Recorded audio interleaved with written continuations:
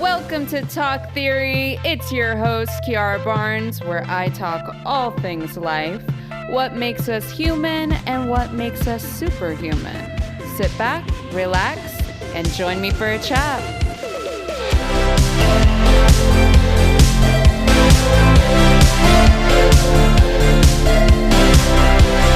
Hello, everyone. Welcome back to another episode of the Talk Theory Podcast. Wow. Folks, we are getting super close to Christmas, which means we're getting even closer to, yes, that's right, an all new season of the fabulous show I'm on. I can't even take myself serious. Fantasy Island, baby. Yep, this will be our second season, and we will be premiering January 2nd on Fox, next day, Hulu. So, get excited. All right, people, it's happening. It's happening. I seriously cannot wait for y'all to see what we made. It was so fun to make, but it's such a good season, and I'm really happy to be sharing it with you all very soon. And thanks for being a listener. I appreciate it. And I hope everyone's doing well, actually, you know. I have to be honest. I had some chocolate and peanut butter before I started this, and feeling that sugar. Okay, let's just get into this, people. I want to talk about self-expression. I've been doing a lot of self-expression, self-reflecting these past few months. And let me tell you, I've learned a lot. And I've been having some pretty deep moments, but also I've been having fun. And I'd say meditation and journaling have been my best friend these past few months. It's been helping me process through a lot and just be present, you know, as possible within these moments, or even just looking back at the past through journaling and in a way more kind lens. And this has been pretty big for me because I've learned to let go of a lot of stuff and just let things flow. And I'm not going to act. Okay. I'm not going to act like it's been the easiest thing in the world. That everything's peachy keen. 'Cause, baby, last week I was having a tough time, okay, processing stuff, and your girl hit her peak, okay? I had to call a little time out. I was like, okay. I think I need to sit down somewhere and cry. And you know the interesting thing, at least I find interesting about crying, is it's kind of your body's way of overriding your system to just hit that reset button on you. Because usually after you cry, you're pretty tired, ready for a nap, a bit more leveled out than where you began. And I truly think that happens when your body has had enough of you trying to stuff down your feelings or whatever. I talked about this in the last episode about how important it is to honor your feelings, to allow yourself to just feel through things. Even if it seems odd to do it, don't defer it or try and ignore it, because again, the human body is just way too smart. It knows what to do, how to do it without you having to give it very much any thought at all. So when it comes to, you know, honoring my feelings, I've been using meditation to help me have my own time and space to process through thoughts.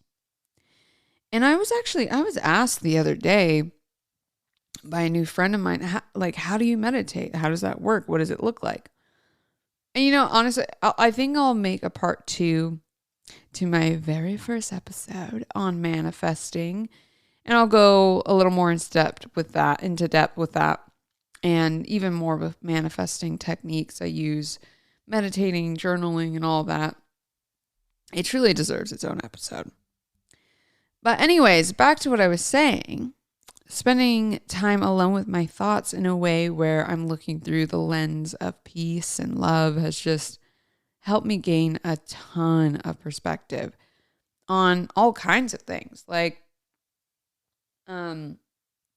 career, relationships, love, life, etc. Because it all boils back down to me, right? Like, what am I attracting? What am I allowing or entertaining? Where is my attention being placed? Could it be placed elsewhere? That's a little more suited for me and what I want to do. And it's been very informative, but also a bit of a wake-up call, all right? Specifically with relationships, where I'm just like, dang, I really like this person, but I don't actually think long-term this is going to work out. So then why am I entertaining them still? If I know it's not the best choice for me, and then I'll get a little further in processing where I end up thinking, well, I guess I'm just feeling a little lonely. So it's nice to have company. But then the next question that comes is, well, is it better to be quote unquote lonely for a small amount of time versus unfulfilled or not as happy in what the kids are calling them situationships these days? It's the chocolate and peanut butter. Or you guys are like, no, it's not, girl. It's just you. That's fair. You heard enough of me on these podcasts. Anyway, situationship or relationship that's just so-so, Would I rather be in something real or something boring and unfulfilling, essentially? And, that's a tough question. I mean, we know the answer, but it's like, when are you going to apply it? And that's one example I'm using because y'all know I've been trying my best with the dating scene, but it's been hard out here. And I will update you guys on the dating episode I did. But man, let me tell you, a lot of self-exploration has happened in the process, and me just now realizing what's important to me and what I want, but that's only just came to me because I've been doing so much work on myself that I've realized so much more about me. And I've mentioned this before, but I'll say it again.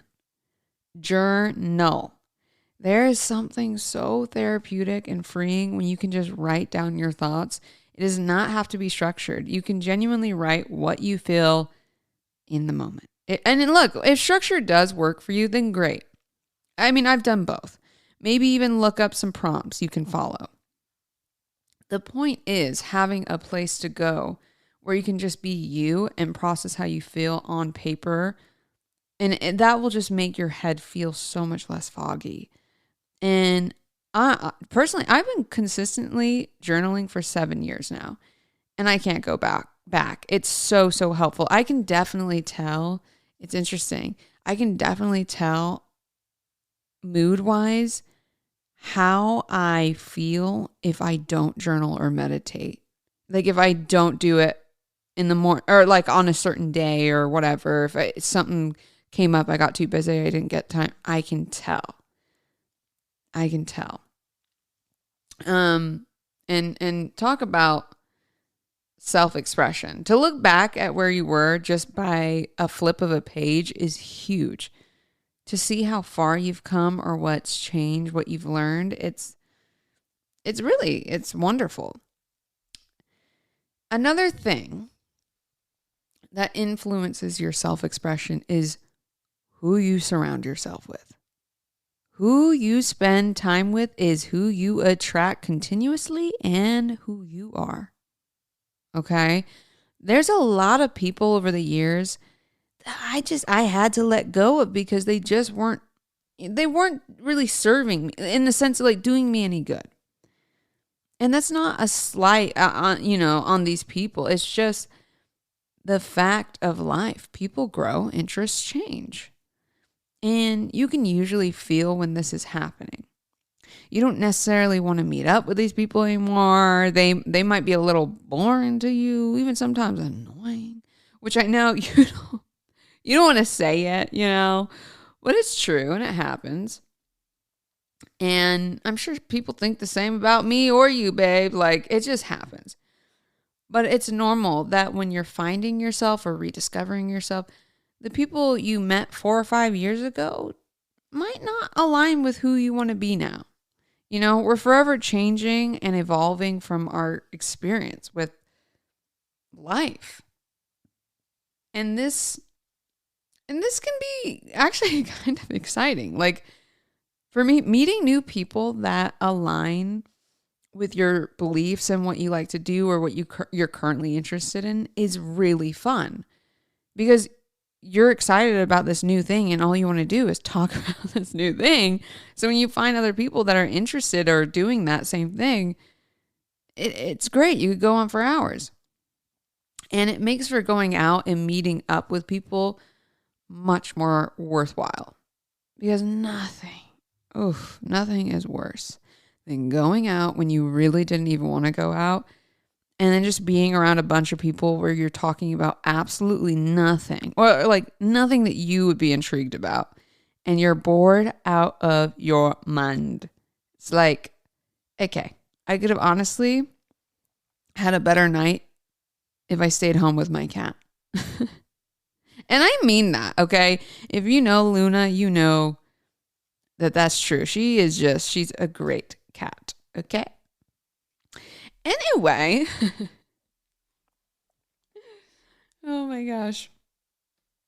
Another part of self-expression is, I believe, outward appearance. I think this is actually another one of those fun things. Ever so often, I just go into my closet and I'm like, not really satisfied. Or I just get bored with my hair or makeup and I decide, you know what? I need a change of pace. The clothes I've been wearing don't really get me as excited as they used to, or the makeup looks I've been doing are a little lackluster lately. And I want to learn a new technique.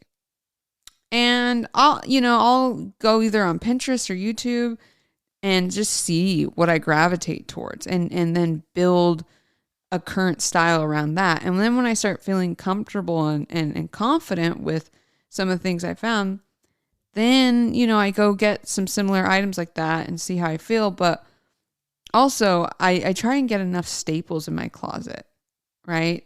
All my basics, whatever it is. So then I can start venturing for some pieces that really stick out, like a statement piece sweater or jacket or whatever. Or even like some jewelry, something to elevate the look. And it doesn't even need to be anything crazy, okay? Honestly, I've found some of my favorite staple pieces at thrift stores. I'm a thrifting queen. I love a good thrift. And it makes sense that that's where everyone goes, right? To drop off all the old pieces that they used to love or what used to stand out to them and now are searching for something better. But their old could be my new. So yeah. Folks, I'm really enjoying getting ready now because I have clothes that feel like me that I can mix and match with and build a cool outfit. It just feels like dress up, and I really do love that. It took me a few months truly to build a closet I like, but once I did, I actually, that's like part of my day now. Like, I get excited to go into my closet because I'm like, oh yeah, I would wear this stuff. And it sounds silly, and I realize that, but our clothes say so much about us. And you just automatically feel that much more confident when you're wearing something for you and because you like it. I shared this actually in another episode, but I was out at lunch with my cousin and we saw this beautiful woman walking with this big curly purple hair, purple dress, like pink heels, hot pink sunglasses. And although I wouldn't necessarily consider at first glance to try that look on me, I loved it. I loved it on her. I loved it. And I realized she also looked amazing in it because you could tell she loved it for herself. She didn't care what I thought. She didn't care what anyone thought of her. You could tell because she wasn't wearing it for anyone but herself. You could tell by how she's standing at, like, she was happy. You could tell she just was like, I love my outfit. And truly, if anything, it made me want to experiment with more color and be playful with my clothes. Like, I want to have fun like that. That's great. Make it an activity. Enjoy the process of dressing yourself how you want to dress yourself. And this goes for hair too. I'm currently in my braid phase right now. She always comes, she goes, and I'm actually getting it rebraided today. And then I think I might give it a little break just to let my curls breathe. I will say it is really nice to just wake up and not even have to style or think about my hair. I can do all kinds of looks with it, and braids last me a while. Like, they last me from anywhere from 2 to 3 months when you take really good care of them and upkeep, wash, and all that. But yeah, I like switching it up. I do. I like switching it up every once in a while. I'm kind of actually missing wigs, but I'm so picky about wigs. They have to be laid and literally look like they're growing out of my scalp. Okay. I used to wear them back probably a year or two ago. And let me tell you, first off, look, let's get something straight here. Okay. If you're part of the wig wig realm, if you will, you've had a bad wig. Okay. Don't lie. Don't kid yourself. We all have. Sometimes that lace be lifting, baby, or the tint isn't right, or the lace is too thick. It gets deep, y'all. There's so much about wigs. Side tangent. Done. I love wigs, but I'm still honing my application skills. If I had like someone on call I knew that was like, bomb at laying wigs, I'd probably wear them all the time still. So maybe in the future. Also, it's nice to let my curls just breathe and grow. They're flourishing on their own, and it's nice to just see that. Okay. I know we've been focusing a lot more on the self-appearance part of self-expression, but as I do think it's a big part in that. But I think something to just be touched on real quick is our inner expression. Thoughts, values, beliefs, these things are ever-changing, just like us, because, hello, they are us. Newsflash. It's okay to believe something one day and learn something the next that makes you question or change things about you. Nothing needs to be set in stone, and you shouldn't feel bad. If you want to change your mind about something, you have every right to do that. And if people want to give you a hard time about it and challenge you for evolving, I mean, really? Like, come on. And maybe the truth is you just don't need to spend as much time with those kind of people, Circling back to the point I made about friends, you don't need to hold on to every person forever. It's just not necessary. As we grow as people, we will have experiences that will shape us into new molds of ourselves. I mean, I don't know about you, okay? But there's been plenty of times in my past where either I'm looking at what I used to wear and thinking, girl, what in the world was going on here? Or hearing a story from a friend, or a family member of a thing I used to do or say or whatever, where current me is just having an absolute cringe fest because I would never do that now or say that now or whatever it was, because I'm not that person anymore. But at the time, that was my belief or what I liked, so that's how I was. You get me? I feel like you follow. There's a lot of space for change when it comes to self-expression. So, wrapping this up, the theory of the week is, if you continue to be open to self-expression, you will begin to uncover new layers of self. I think that's pretty good, you know? As we continue on in life, we peel back the layers of who we are more and more and more, and it just gets deeper and deeper. Okay, folks. I love you very much. Hello. Much. I hope you enjoyed today's episode. Oh my gosh. I challenge you with something. I haven't done this in a while. I used to challenge a little more in my other episodes, but I challenge you to find something new about you this week, whether it be through clothes, food, movies, music, art, etc. Just find something new and have fun with it. I think we could all use a little something fun to do. I know I could, So I love you all. Thanks again for being a part of the Talk Theory podcast. And you can find me on Instagram at Kiara Barnes Official. Let me know what you guys thought about this episode this week. Always open for suggestions for episodes in the future. So DM me. I love you. See you next week. Okay, love you. Bye.